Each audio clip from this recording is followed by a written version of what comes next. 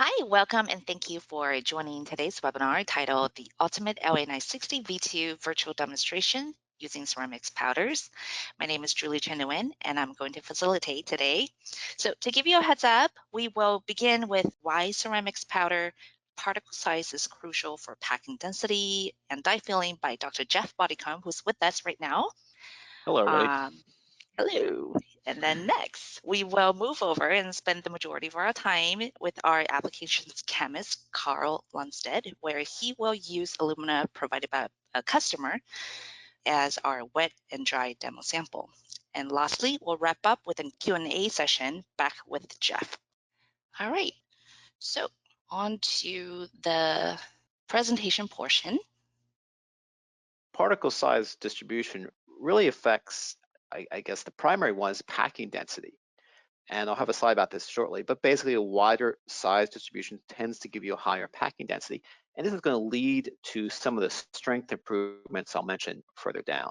The second, of course, is if you're working with a slurry, your slurry viscosity is going to be, viscosity, density, and so on are going to be affected by the particle sizes that make up the slurry. If you look at dye filling and compression, you'll see fill speed being a function of particle size, and that really tells you how fast you can run your manufacturing.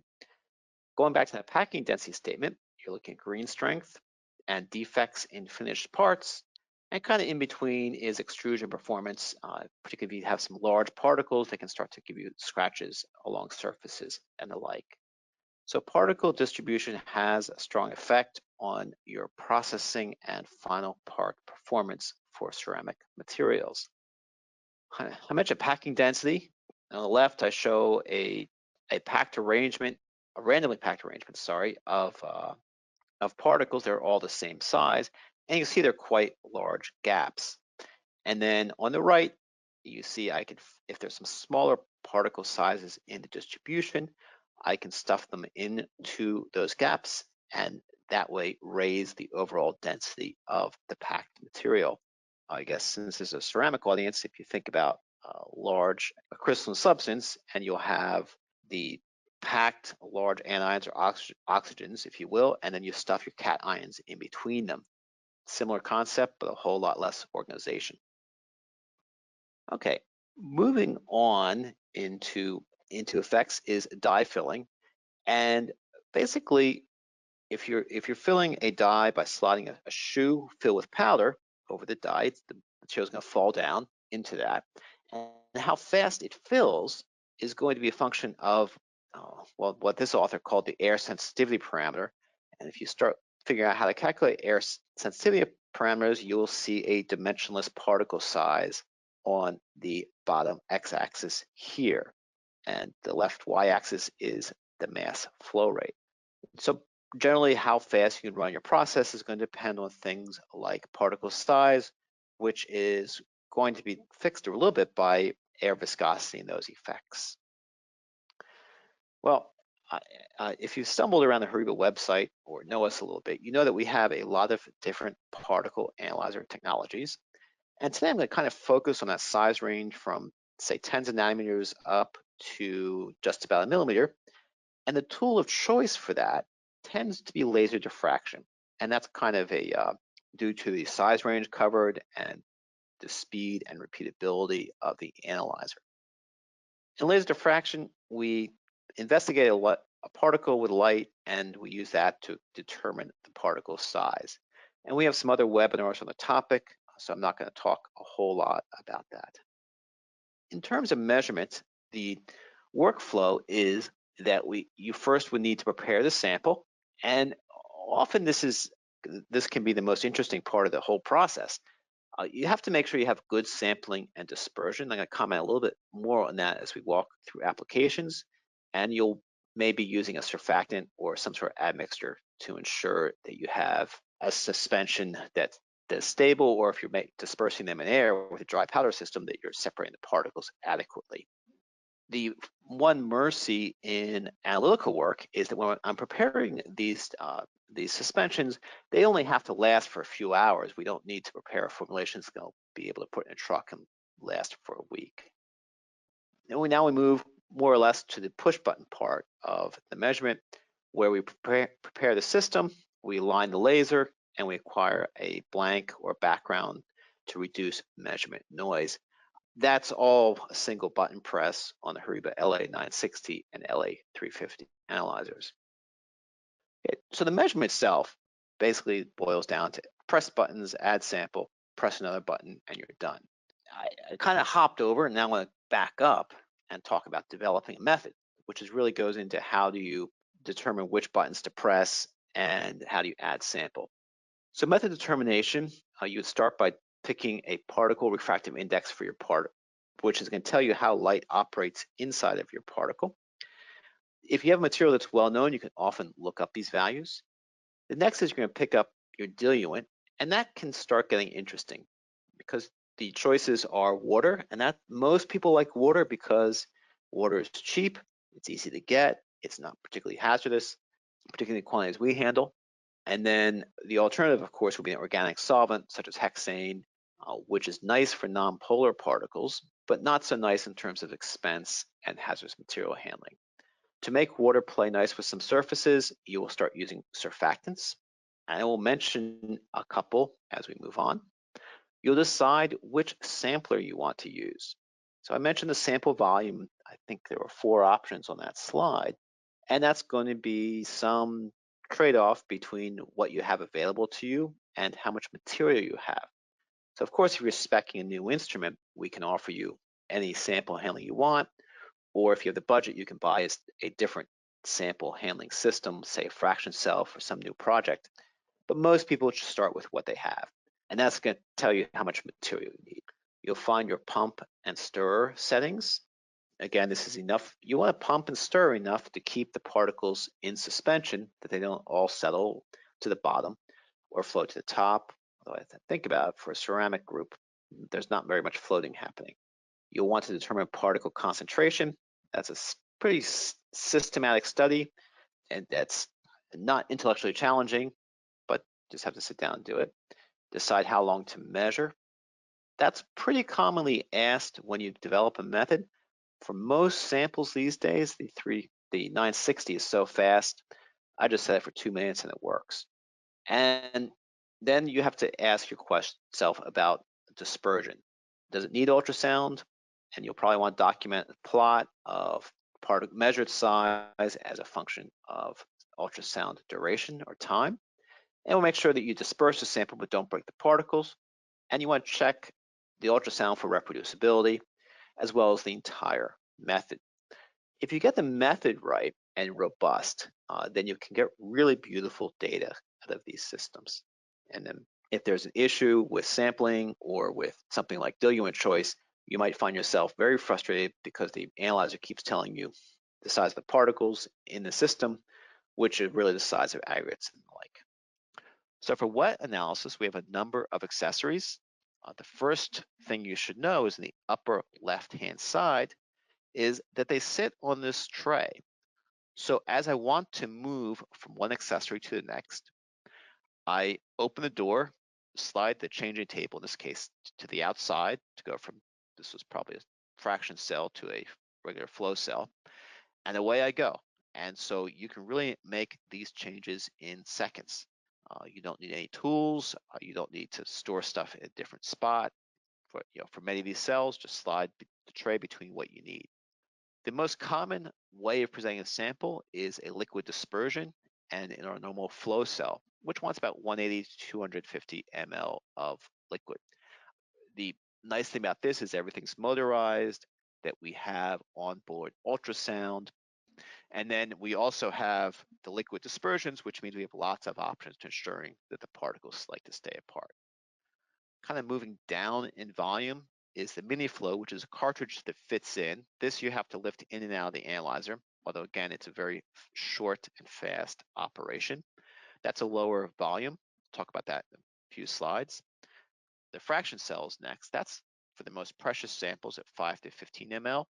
Then for high concentrations, we have the paste and HL cells. So here's the front of the V2, and I've overlaid, not exactly the scale, our internal circulation system.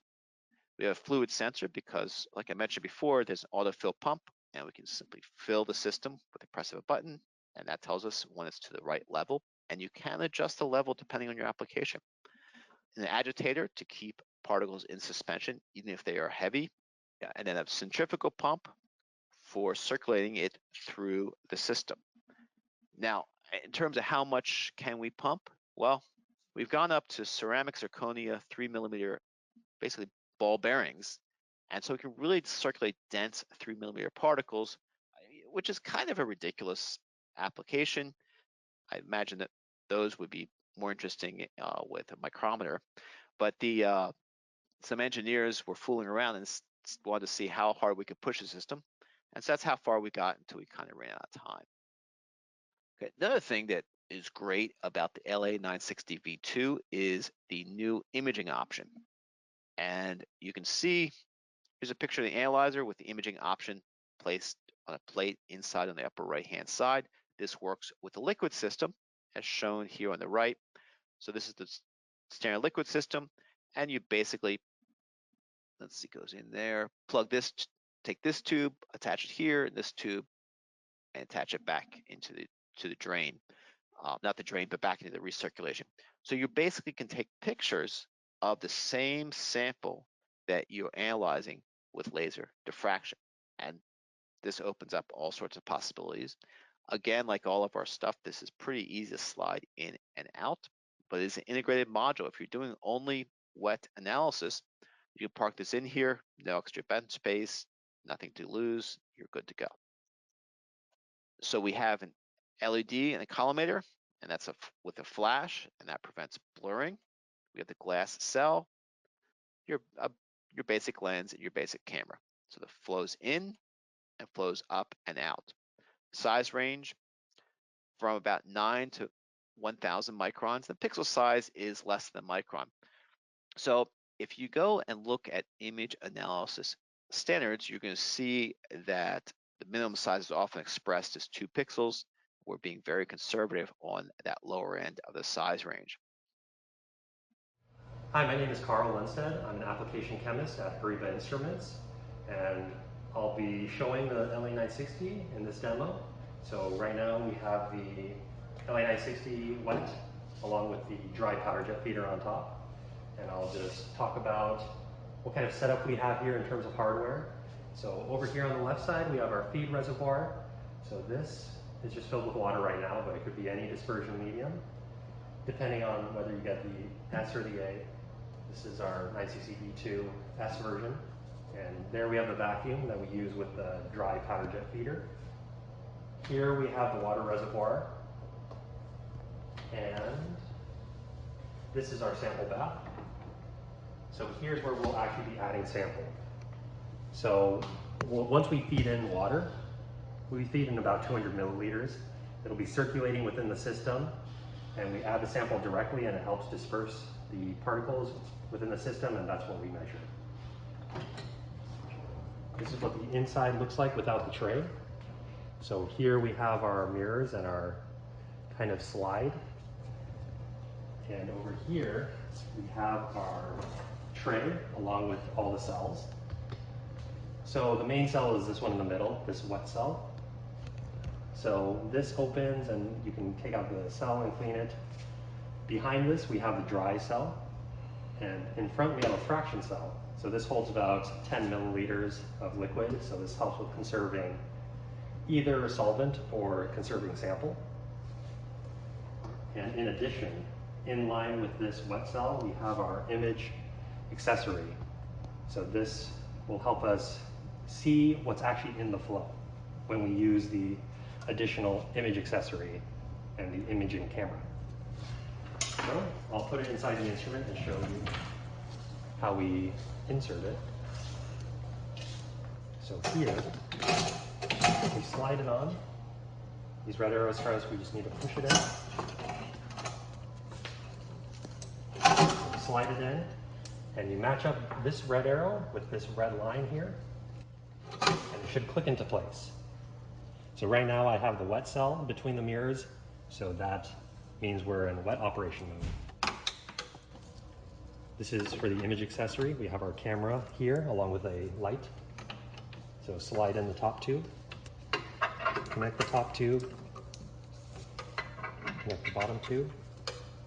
This is just for the fraction cell stir bar. And this is our air line for the dry. And just like that, it's finished. And switching between the two is very easy. So right now we're in the wet cell operation mode. All we have to do is lift up this tray, slide it over, and now we're in the dry cell operation mode. Similarly, if you want to go to the fraction cell, slide it back, now we're in the fraction cell mode. For now, we'll leave it in the wet. Yeah, that's it for the hardware. All right, so here we are inside the software of the LA-960. We're currently in the wet operation mode, and I have an alumina sample on me, and we're going to be measuring this. So the very first step would be to load our conditions.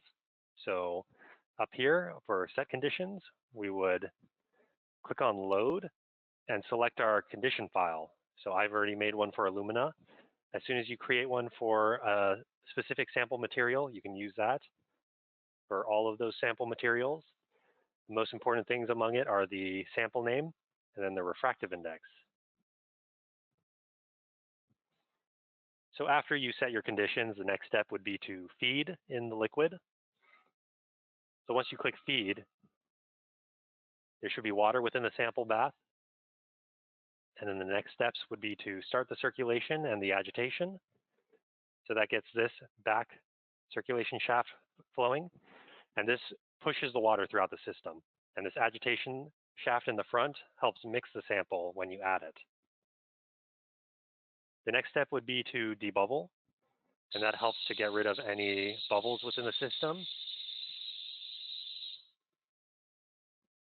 So it'll ultrasound, start and stop circulation several times to help free any bubbles within the tubing. Now the next step would be to align the lasers. Only takes a couple seconds. And the final step before we add sample is to blank. So we're saying that this scattering signal we're seeing right now, that'll be our background. And any signal that we see on top of that will be due to the sample, once we add the sample, that is.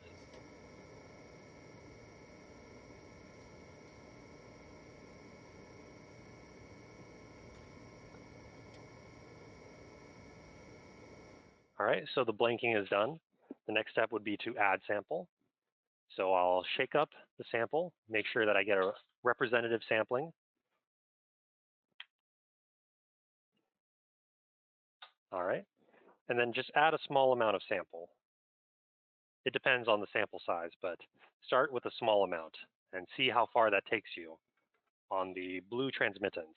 Right now I'm aiming for 95% on the blue. So somewhere in the middle of this light blue region is how I've set it up. Looks like I'm around 94 or 96.4. I can add a tiny bit more.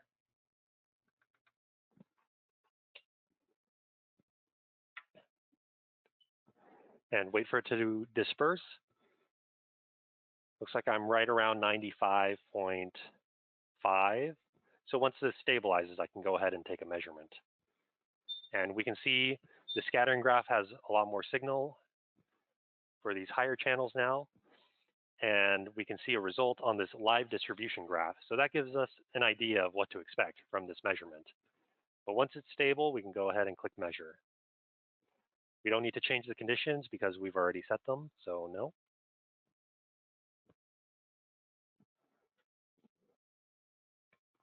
And now it'll do a measurement with the red laser and then switch over to the blue laser and combine the results to give us our final result.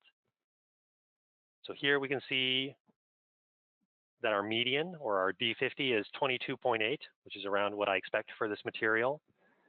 And we have other information like the D10, the D90 on the legend, all of our result data here in the top left, and all of our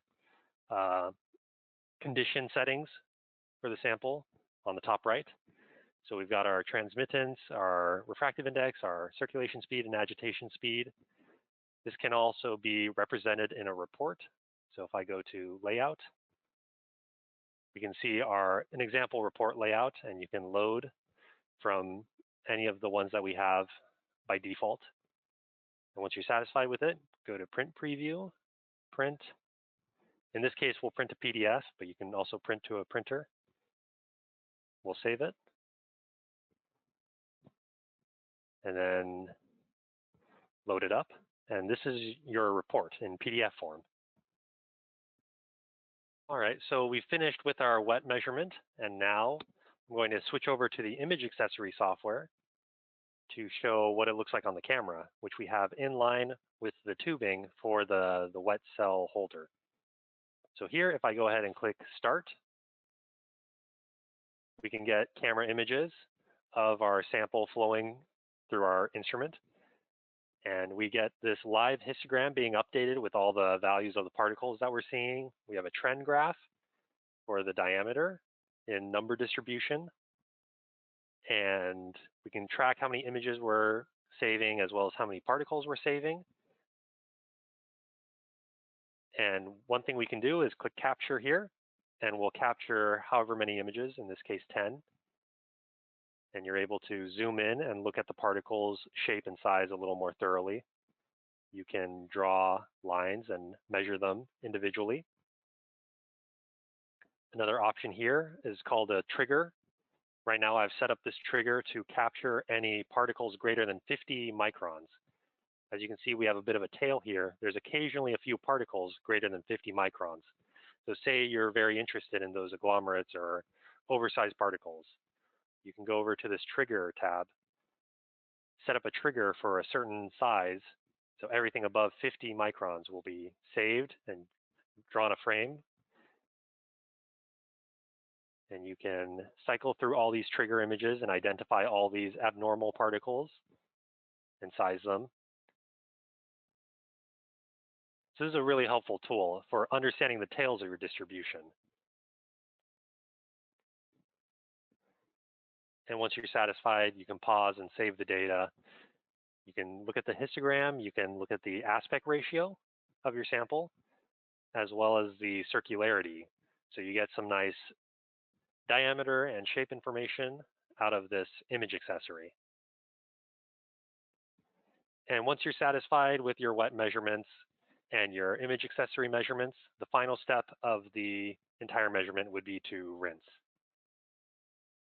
And something to note is that this image accessory software is separate, so it can run at the same time as the wet measurement. They're basically separate, so you can choose to run one or the other.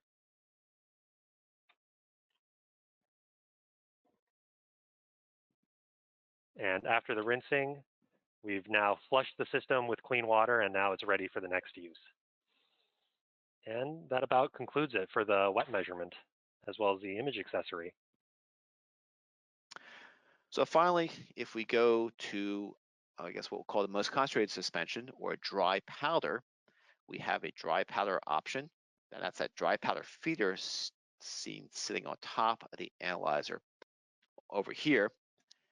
And the dry powder feeder has a chute shown here. We have various tools for making sure that the particles flow smoothly down the chute. And then we have different size nozzles depending on particle size.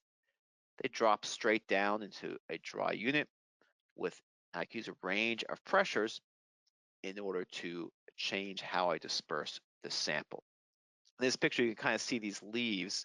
We have airflow as a sheath where it's all flowing down like this, which means you're not having the particles collide with the glass walls or glass windows. And that makes for a cleaner cell. And here I show a picture of the sample flow through the dry powder feeder. So it comes in from the top, and then we have air here, compressed air coming in here. So we have compressed air, I have atmospheric pressure, if you will, down this side. These are going to form basically a shock wave, and that's going to start to disperse the particles. And I have sheath flow here and here that guides the particles through the center of the cell, which means that I don't have particles colliding with the wall like this. We just go right through the guidance plates and then out the bottom to a vacuum. So it's direct flow of particles straight down. We'll like that. So this means we don't have any impacts where the particles hit and then can either stick or comminue. There's no comminution. You're not going to have particles sticking or sticking to each other in collisions. We can get good dispersion simply using air pressure and shock waves. The feedback control,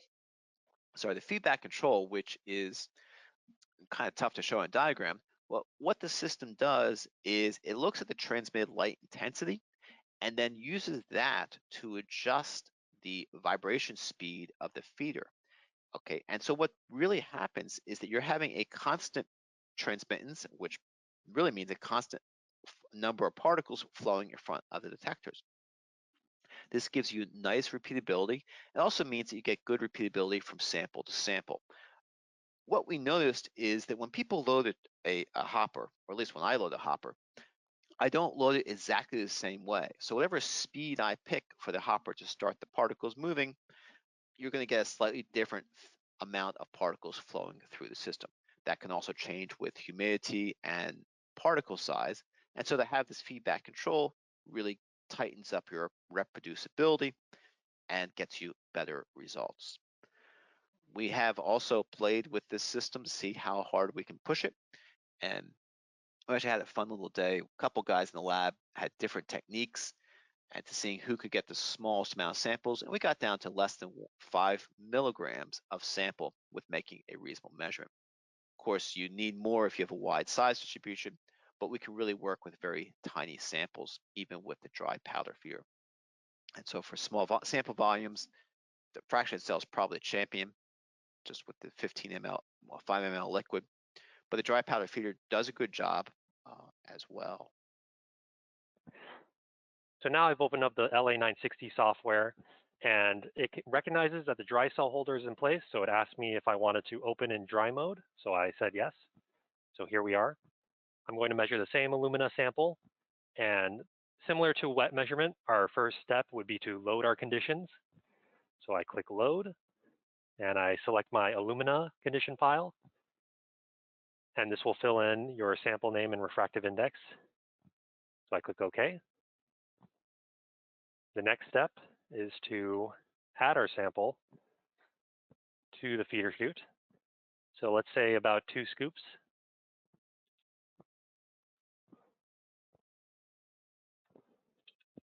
Just to the back of the feeder. And now I'll go ahead and close the cover just to help reduce some noise. And all that's left is to click auto measure. So this will start vibrating the feeder. It'll turn on the air, it'll turn on the vacuum, prepare for the measurement.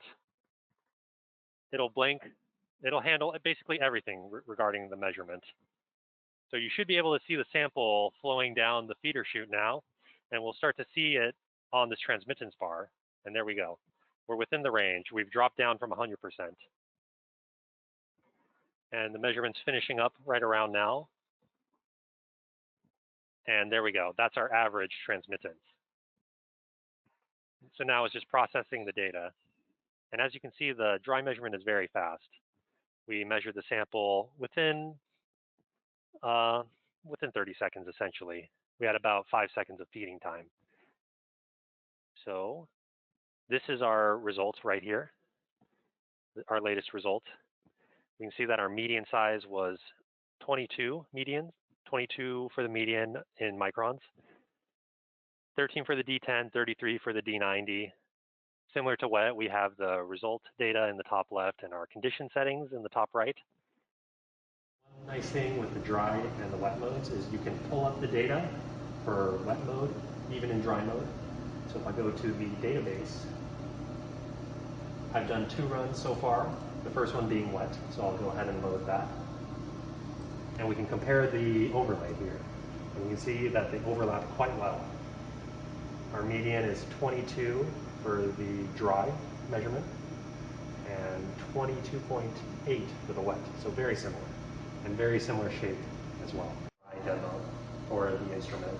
I hope this was helpful and informational in terms of seeing this kind of correlation, as well as seeing the imaging unit. All right, so Hopefully, the virtual demo gave you a fairly good idea of how the LA-960V2 is used to size particles in a QA, QC, or R&D environment alike. Before we move on to our Q&A session with Jeff, I want to briefly mention to you about our trade-in promotion. If you're interested to hear more about it, please email us at labinfo@horiba.com. So, Jeff, are you ready? We got a few questions that trickle in during the webinar. Yes, absolutely. Okay. So, question, can the wet cell imaging option be retrofitted to an LA-950? Did you mention the trade-in option before or after you read that question? I, anyway, somebody's timing is really good. Yeah, so unfortunately we cannot retrofit it onto the LA-950. And so, yeah, a lot of these other optional cells you can, and we still sell the accessories for the 950, but that imaging option isn't there. So I apologize for that, but consider the trade-in program or think about it for next year. So there you go. So that kind of ties into the second question from a different audience. How does the LA-960V2 compare to the LA-950?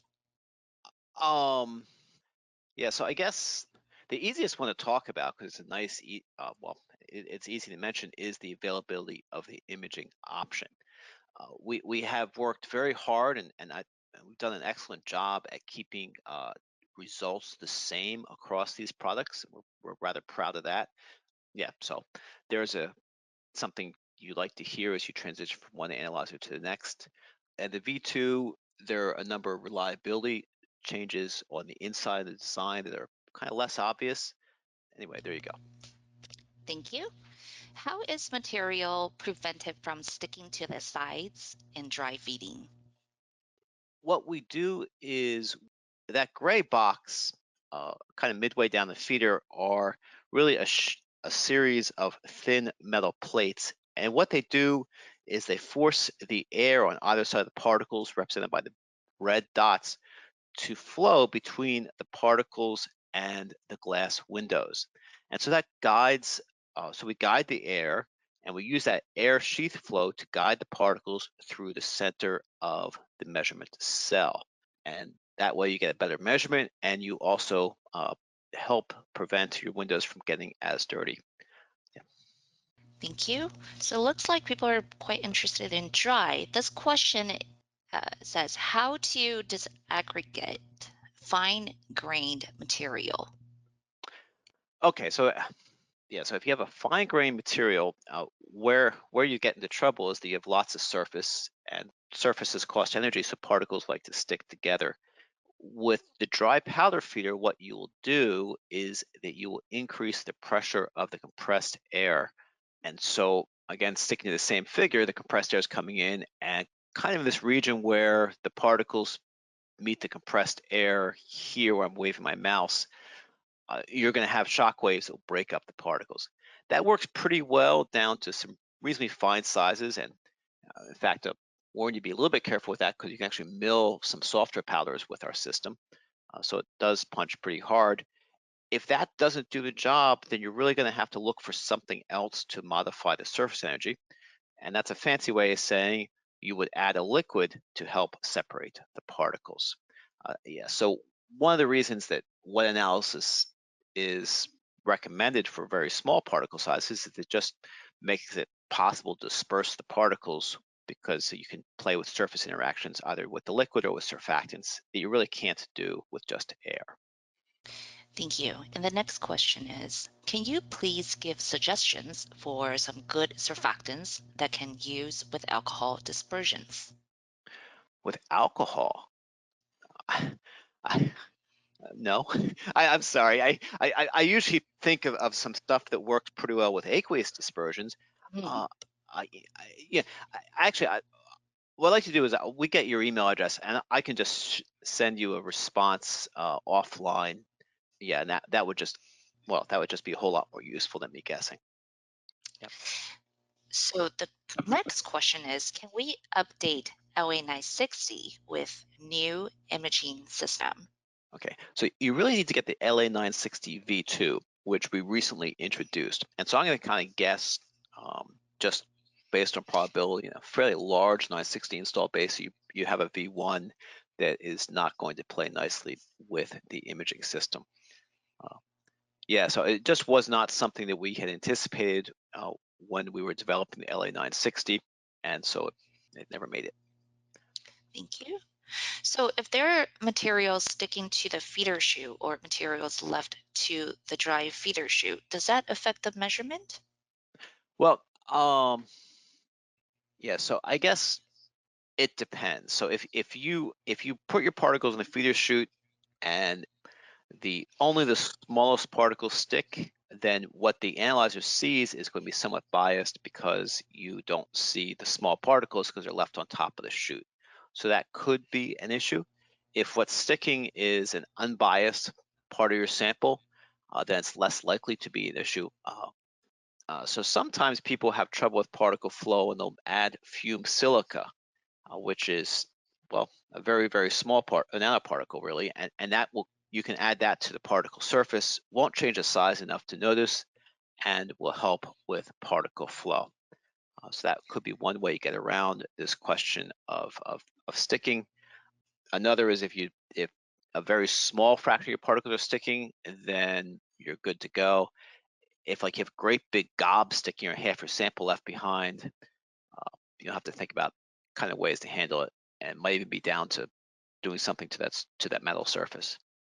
And I think this question kind of reminds me of the previous webinar you've given, Particle Classroom series, where you mentioned about repeatability and reproducibility.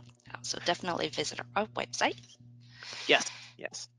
Yeah, if you have a sticking problem and it's affecting your measurement, then you will see your reproducibility decrease, and if it becomes unacceptable, then you know you have a real problem. Yeah. Thank you. So this question came in at registration. Can the same unit be used for a wide range of powders, such as minerals, pharmaceuticals, food additives, and specialty chemicals? Yes. Yes. So okay. So the good news is we put the same the kind of the same instrument into all of those kinds of different particles. A few things: as you switch applications, you're going to run into questions with your colleagues. So your folks who are interested in the pharmaceutical will want to keep GLP, and they may not be as excited with how you use the analyzer as others would be. Another is that if you switch from very sticky materials to less sticky materials, you should make sure you clean up after yourself. So, which kind of by way of background, I've seen very sticky materials go into the analyzer, and if someone doesn't clean it, then the next user has a bit longer of a day figuring out what's going wrong with their results. Yeah, so with adequate cooperation between users, yes, you can do that. And of course, the other caveat is that for all those applications, we have particle sizes that are too small for the analyzer and too large for the analyzer. But yeah, if everything's in the same size range, you could use the same instrument. Thank you. Okay, so I'm going to give it maybe a minute or two, just in case we have more questions that would come in. I want to let you know that our next webinar is on December 9th, and this is going to be the last of our 7-part series on modern particle characterization techniques. And it's going to be on imaging analysis and orthogonal technique per ISO to laser diffraction. Yeah, well, I'm looking forward to that webinar. So it's going to be kind of an interesting round out the list of the other techniques we've already talked about, and do some Yeah. things we can't do otherwise, particularly with shape. And I think, Jeff, you're going to be the co-speaker, correct? Yes, yes. Yeah. All right. Okay, so this question came in. How do particle shapes affect reproducibility? So I'm assuming this means a circular or needle shape of platelet particles. Yeah. Okay, so as a segue into a couple comments, I'm going to start by not answering the question and reminding folks that when you do laser diffraction, we are pretending that everything is a sphere. And so what you really obtain is the size of a particle that scatters like your sphere. And if you have a sample with any breadth to your distribution, you really can't do a whole lot better than that with any scattering approach. Yeah, unless you start analyzing particle by particle, and there are people who do that. Now, moving on to if you have plating materials or acicular, so I guess high aspect ratio, I just saw the comment, it's not going to affect reproducibility. If you put the same sample in and measure again, you should get the same result. Some odd things that might happen is if your aspect ratio shifts dramatically, that would tend to shift the reported sizes. Generally, people are looking for changes in their particles, and so that's kind of good news that you'll see what happens, what's going on. Yeah, that's pretty much the comment there. And the platelets, if they tend to stick together, dispersion can be kind of exciting with those. Thank you. Okay, next question. How do you recommend to clean the gray area fins on your drawing? So the air guidance plates.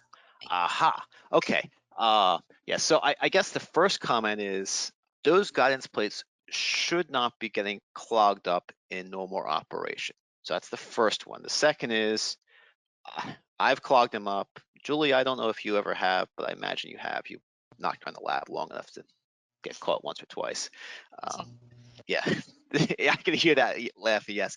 So what you can do, the easiest way is to take off that top section, kind of where it says sample, and so you can remove that top section and then go over to the vacuum cleaner. And what I don't remember if it was, well, it wasn't emphasized in the video because it's kind of boring, to tell you the truth. But there's a vacuum cleaner that draws all the sample out. Well, it gets connected to the bottom here as it goes through dry powder here. Disconnect the hose from the analyzer and start from the top and just use the vacuum cleaner to suck everything up and out of those fins. And that will get things cleaned up fairly rapidly. Because whatever the reason it's probably clogged up, the reason you're getting stuff in your fins is you probably have your sample clogged up through the hole here. And that could be that your particles are bigger than the nozzle that you chose, and you should switch to bigger nozzle, or you have a couple of rocks in there. That's what happened to me. And you might need to run your sample through a rough sieve just to make sure you don't have anything that lets the powder pile up and bleed over into this area and into the fins. Yeah, so vacuum cleaner is usually the easiest. You could take the windows off, but vacuum cleaner is where you're going to go. Yeah, I think Carl had briefly showed the Okay. vacuum at the very bottom, but like you said, it's nothing worthy to be looking at. Yeah. Think of your home vacuum cleaner with a Yes. little bit more industrialization, if you will. Yes. Okay, so last question. What about the static of the fine material? So if you're running the dry powder and you have a real static problem, all right. So I guess if there's a little bit of static, you can overcome it with gravity and the airflow. If your static forces are starting to overcome gravity because you have a fairly decent charge on a fairly lightweight small particle, and that's happening to you all the time, then you're going to start thinking about running wet as in your routine. If it's happening just in the winter, you might, it might be just enough to raise the humidity of the room somewhat so that charge bleeds off. Yeah, and so static really gets at you with the fines, which is right about where this compressed air isn't enough to keep the particles apart. So there's two approaches. One is a little water by raising humidity, and the other is a whole lot of water by going to wet analysis. Okay, thank you. So I get to say, but wait, there is more. There's Okay, one I'm ready. question that came in. Yep. Was surfactant used in the water for wet analysis? Okay, so I guess you're asking kind of what surfactants I would think about or recommend. All right, so for ceramics or oxides, something like tetrasodium pyrophosphate or any phosphate type material, I found is real good for getting a negative charge onto those particles and getting them dispersed. Sometimes all you need to do is kind of make a paste in alcohol and just wet the material, and that stays apart once it's wetted. So you can make a paste of alcohol and put the sample and alcohol and then add that to water. You could think about sodium diodecyl sulfate or a couple of other, kind of soap-like surfactants. If you're in a pinch, use a bit of dish soap, which is often a lot of SDS anyway. Yeah, so for surfactants, we have a webinar on that, and there's a whole slew of surfactants out there, but I carry tetrasodium pyrophosphate with me for demonstration, so I'm going to point to that first. And when I get caught out without it, I will lean towards dish soap. And sodium diodecyl sulfate I also carry. Thank you so much. So I think that wraps up all the questions for the Q&A session. Please don't hesitate to reach out to us if you think of other questions or feedbacks or anything that you may have that you want to share with us at labinfo@horiba.com. Okay, I think that's about it. Thank you so much, Jeff. Thank you, Julie. This was really a whole lot of fun. And for now, have a great day, and we'll see you at the next webinar on December 9th. Thank you so much, everyone. Thank you. Bye. Okay, bye-bye.